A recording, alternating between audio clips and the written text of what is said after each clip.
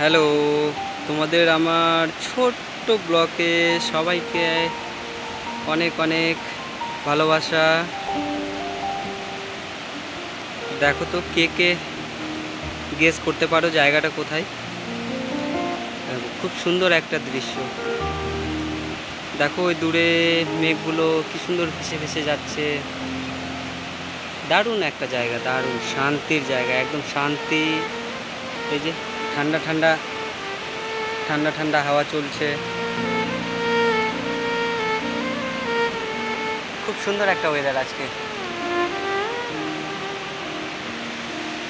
এই যে এখানে বসার জন্য দেওয়া আছে। এখানে একটা মন্দির আছে, এই যে মন্দিরটা, মন্দিরের সামনে এরকম বেঞ্চ বসার জন্য।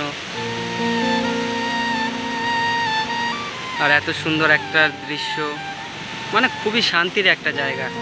শান্তি, সুন্দর, ঠান্ডা ঠান্ডা হাওয়া, নদীর আওয়াজ, মানে কি বলবো, জাস্ট অসম একটা জায়গা। খুবই শান্তি। তার উপর তো এখন ঠান্ডা ঠান্ডা ঝিরিঝিরি বৃষ্টিও পড়ছে। অনেক সুন্দর একটা এক্সপিরিয়েন্স, যেটা বলে বোঝানো যাবে না। এই যে আজ এনারা পূজা করতে এসেছে। আজকে হচ্ছে অমাবস্যা, যেটা বলে একটা পুজো হয়, বট সাবিত্রী পুজো, বট সাবিত্রী পুজো, সেটাই আজকে। তো সবাই এই যে পুজো করছে, দেখো সবার মাথায় এই যে বট গাছের পাতা, সবার মাথায় বট গাছের পাতা। বট সাবিত্রী, এটা এই পুজোটা স্ত্রীরা তার স্বামীর জন্য করে, সেটারই পুজো একটা। এই যে এনারাও এসেছে পুজো করতে, যে এনারাও পুজো করছে। খুব সুন্দর একটা জায়গায় যে এনারাও পুজো করে যাচ্ছে।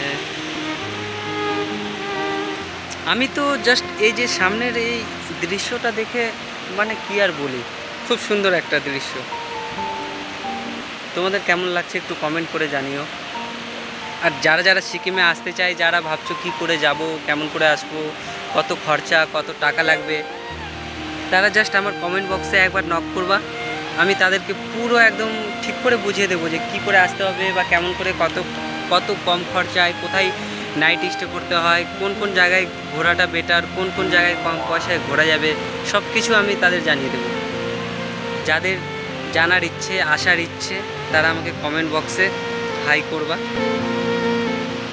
তাদের আমি সম্পূর্ণ ডিটেলস জানিয়ে দেবো। দেখো নদীটা, দেখো নদীর জল, এই যেদিকে কিছু ভাইরা আছে মাছ ধরছে। কিছুক্ষণ আগে একটা মাছ ধরেছিল, বাটা মাছ উঠেছিল, একটা নদীর বাটা মাছ। দেখো ওইদিকে দূরে সবাই স্নান করছে, নদীর জলের ঢেউ, কি আওয়াজ, দারুণ একটা জায়গা।